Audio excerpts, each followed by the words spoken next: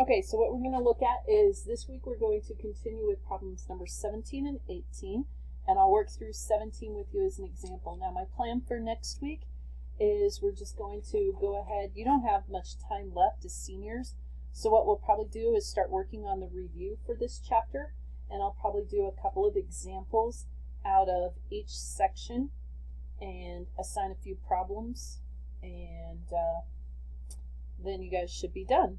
If you wanted me to, instead of the review, I thought about moving on and looking at some other applications with derivatives, as far as looking at concavity, deciding whether what the slope is. We can do derivatives to help with that. We could look at whether the function is continuous or not. But I think the key thing is to, let's just get down knowing derivatives for sure, and then you can apply that when you move on to college if this is the class you have to take. So this first example, or it is problem number 17. A particle is moving in a straight line according to the equation S is equal to 2t cubed minus 3t squared minus 12t plus 8. S is in centimeters and t is in seconds. The first part is kind of three parts. They want you to find the position, the velocity, and the acceleration of the particle when t equals 3. So the first thing we need to do is let's separate out those equations so we know which equation represents what. So I probably would have done this before I put A down, but that's all right. S, that is referring to position. That is your distance. So I'm just going to write position over here to the side. So the S equation is 2t cubed minus 3t squared minus 12t plus 8. Then we have the velocity equation. Velocity, some people like to call it v of t, but remember that is going to be the first derivative of my position, and I should have done that in a different color, so I'm going to just go ahead and change that color right now. So the derivative of that, we're going to do the exponent rule per term. So bring down the exponent, multiply it by the coefficient. So 2 times 3 is 6. Decrease the exponent by 1. So we're going to do that for the next term, which is just going to be 6t. And the third term becomes 12, and then the derivative of 8 is 0. So there's our velocity equation. And then let me try this purple. I hope that'll work. And then the next thing they ask us for is acceleration. So to find acceleration, a of t, that's the first derivative of velocity, but it is the second derivative of position. So I want the derivative of the red equation, which is my velocity equation. So if I take that derivative, 2 times 6 is 12, decrease the exponent by 1. The second term becomes 6, and then the derivative of 12 is 0. So now there are our three equations that we need to work with. So these are of importance, and we're going to be using them through each step. So part A, we need to find the position when t is 3. So we're going to go ahead and find position, or S of 3. So we're going to take the equation and put 3 in for the t value.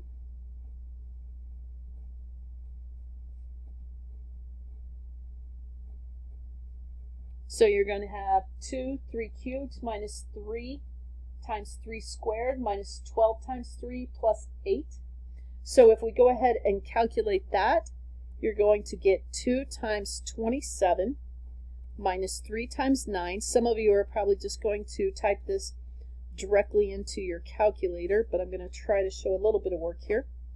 So we know I'm just going to keep continuing on with position after 3 seconds. So S of 3 is equal to 54 minus 27 minus 36 plus 8.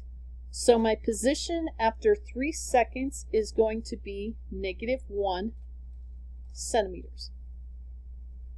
Now -1 is just going to be giving you direction from your starting point, so I'm not quite for sure what this object is doing. It's moving in the straight line. But anyway, it's going to have this -1 centimeters in relationship to, maybe it's it's to some reference point. So maybe you started at negative 32 or something like that. And after 3 seconds, you're going to be -1. So if my reference point is Bertrand, maybe the distance from Bertrand to Holdridge is negative, and from Bertrand to Elwood is positive. So even though you are at Holdridge and you're traveling west towards Bertrand, you would still have a negative distance or position if Bertrand is the reference point until you got to Bertrand. Then you would be at 0, and then your position from Bertrand to Elwood would all be positive, just to help you a little bit with that negative position value. So the next thing that we want to find is the velocity after 3 seconds. So we are using the red equation, 6t squared minus 6t minus 12. So we're going to get 6 times 3 squared minus 6 times 3 minus 12. So my velocity after 3 seconds is going to be 6 times 9 minus 6 times 3 minus 12.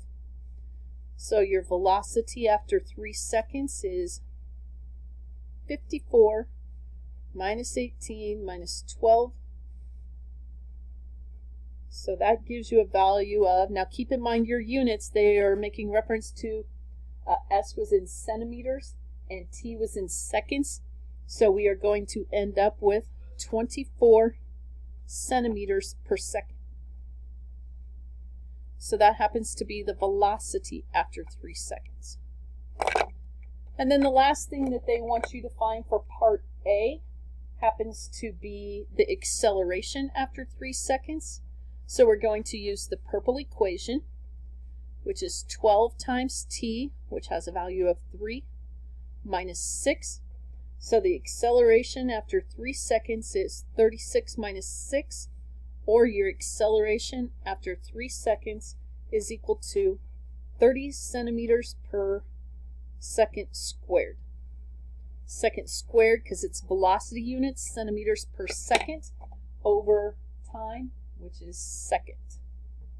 Okay, let me pause this and get the next example. Okay, so the next example says find the, well, it's actually problem 17 on your homework assignment. So you'll need to do this one, and it follows right along with 18. It says find the velocity at the instant where the acceleration is 0. So I want, when is the acceleration, so this is what they're looking for, when is the acceleration equal to 0? So I want to take the acceleration equation. So if you look up above, that acceleration equation was the second derivative of position.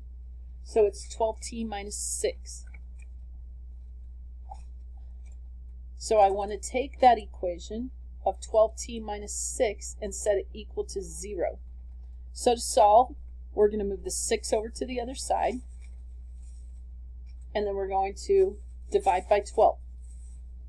So we get 1/2.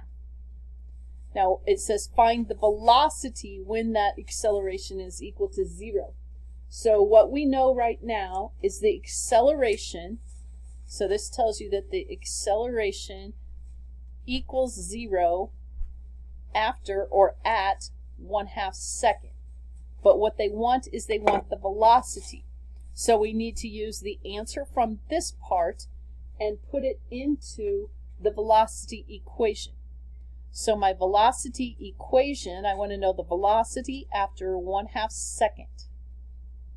So the velocity equation from up above was 6t squared minus 6t minus 12. So the velocity after 1/2 second is equal to 6 times 1/2 squared minus 6 times 1/2 minus 12. So if we continue to calculate, the velocity after 1/2 second is equal to 6 times 1/4 minus 6 times 1/2 is 3 minus 12. So we end up with the velocity after a half a second, or when the acceleration equals 0, is 3/2 minus 3 minus 12. So to answer the question, we would say at the instant when the acceleration equals 0, the velocity is, and if you calculate this right here, so 3/2 minus 3 minus 12, so that velocity is negative 13.5 centimeters per second. So there's your answer to 17B. I think I might have to stop this and start another video because this is at 11 minutes.